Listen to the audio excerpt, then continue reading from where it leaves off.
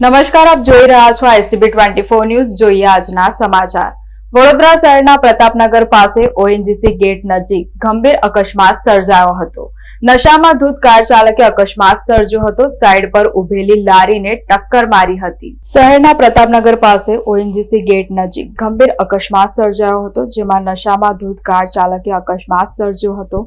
Side પર ઉભેલી લારીને ટક્કર મારી હતી. ટક્કર એટલી ભયાનક હતી કે કાર ONGC ના ગેટ સાથે અથડાઈ હતી અને ગેટ પણ તૂટી પડ્યો હતો. અકસ્માત સમયે લારી પર જમતા લોકો ઈજાગ્રસ્ત થયા હતા. અનેકને નાની મોટી ઈજા પહોંચી હતી. લારી પર કામ કરતા એક વ્યક્તિને ગંભીર ઈજા પહોંચતા SSG હોસ્પિટલ ખાતે ખસેડવામાં આવ્યા છે. ઘટનાથી વિસ્તારમાં અફરાતફરીનો માહોલ સર્જાયો હતો. લોકોના ટોળા એકત્ર થયા હતા. મકરપુરા પોલીસે ઘટના સ્થળે પહોંચી તપાસ હાથ ધરી છે. કાર ચાલક નશાની હાલતમાં હોવાની પ્રાથમિક માહિતી સામે આવી છે.